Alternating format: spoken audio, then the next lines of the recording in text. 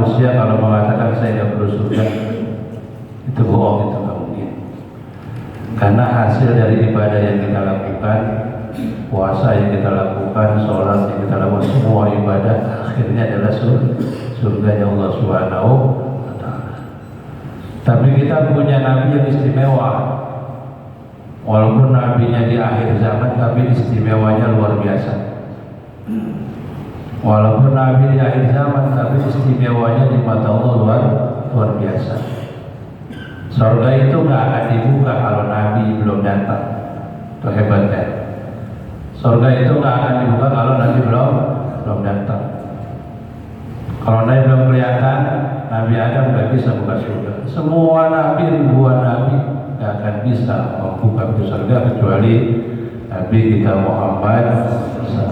Makanya kita beruntung jadi umat Nabi, sangat beruntung. Kenapa dikatakan beruntung? Karena Nabi tidak akan mau masuk surga kalau umatnya belum masuk. Tuh hebatnya Nabi. Walaupun disuruh duluan, dia nggak bakalan mau kalau umatnya belum masuk.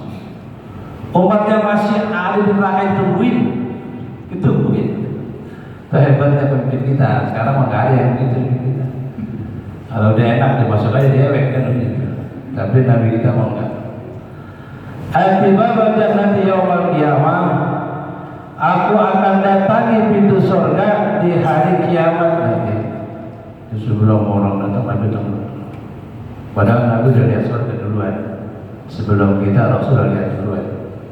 Ketika dia melaksanakan Isra Mi'raj, dia udah jalan ke surga, dia ke neraka. Dia neraka modelnya begitu, surga modelnya begitu. Makanya disampaikan sama kita supaya kita enggak seperti orang yang di neraka. Fastaftihu fayaqulu khazinun. Lalu aku minta kepada para malaikat untuk membuka itu pintu surga. Dia minta kepada malaikat agar pintu surga dibuka. Ditanya dulu malaikat. Ya walaupun sebenarnya dia kenal itu, mereka udah tahu. Ini mah gaya bahasa aja, pakai ditanya dulu gitu kan. Siapa sih yang tahu Nabi Muhammad gitu kan? Dari malaikat Jibril terus sampai tadi semua tahu sama Nabi Muhammad. Apalagi mereka kedua ya. Tapi ini bahasa bagus lah pakai ditanya. Man anta, siapa engkau? Gitu. Siapa engkau ini datang? Aku nggak akan mau buka kalau bukan Nabi Muhammad. Gitu. Ini gaya bahasa aja, kita tahu betapa hebatnya Nabi Muhammad.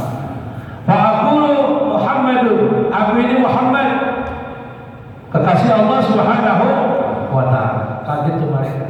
Masya Allah, Rasulullah datang. Percepetan bukain, jangan pakai lama-lama gitu. Kalau bahasa kita, cepetan bukain, jangan pakai lama-lama. Terbahaya dosa kalau lama-lama nanti. Fa'aqulu Muhammad, aku Muhammad, fa'yaqulu biqawli Allah akhari ahadin qablah. Maka berkata tuh malaikat, karena engkau ya Muhammad, aku diperintahkan untuk tidak membuka pintu kecuali kau. Aku diperintahkan sama Allah untuk tidak membuka pintu surga kecuali engkau yang datang. Muhammad datang, baru dibuka. Itu Nabi kita. Makanya jangan bikin susah Nabi. Jangan bikin susah Nabi. Nabi sayang banget sama kita.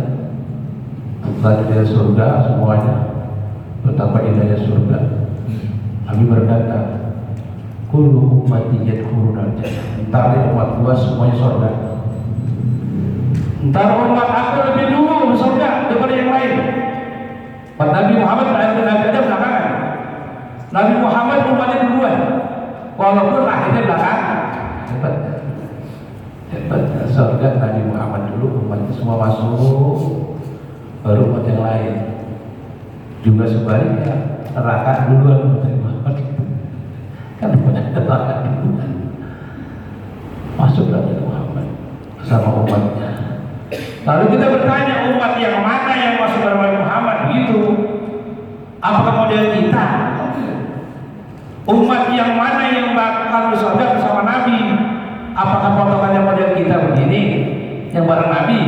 Kan perlu kita tanya. Tapi kalau bukannya model begini, boleh gimana lagi coba? Maka kata Nabi, aku diberikan oleh Allah surga itu cuma 70 orang. Dikit ya dikira? 70 alfa min ummati yadkhuluna jannata bighairi hisab. Aku ini dikasih sama Allah surga untuk mengajak umatku masuk surga tanpa hisab cuma 70 orang. Ya kalau cuma 70 orang nggak kebagian di zaman 70 ribu orang. Cuma 70.000 orang umat Nabi Muhammad yang diizinkan Allah untuk masuk surga tanpa dihisab. Kalau cuma 70.000 umat Nabi dari zaman dulu sampai gini hari, rasanya kita nggak kebagian. Nah, orang Arab banyak mati udah berapa yang sahih dari zaman Nabi sekarang. Belum lagi yang kemarin di Palestina yang pada mati. Buat orang Arab aja sama orang Palestina kita nggak kebagian udah. Tapi Nabi nggak seperti itu. Walaupun Allah izinkan Nabi untuk membawa umatnya 70.000 untuk ke surga, Nabi nolak. Kalau bahasa kita, Nabi itu memohon sama Allah jangan segitu. Kalau cuma segitu maka kasihan umatnya di pondok gede nggak kebagian. Ya kalau bahasa kita begitu dah. Kalau bahasa kita begitu. Jangan segitu ya Allah, kalau segitu mau kebagian. Kalau perlu tambahin. Jangan cuma 70.000 aja. Kalau cuma 70.000 aja, umatnya seluruh dunia ada kebagian. Kesian dia pada sholat subuh, yang pada ngaji, yang pada sedekah. Taruh di mana?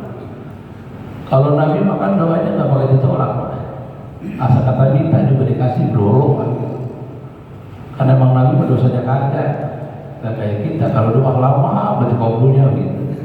Ya karena kita kalau pengen buru-buru, doanya dikit, mintanya banyak. Begitu. Doanya dikit, mintanya banyak. Kalau Nabi kan doanya banyak, mintanya kagak. Kagak minta dia. Dan seandainya dia minta bukan buat Nabi sendiri, buat umatnya Nabi nggak pernah minta buat diri, nggak pernah.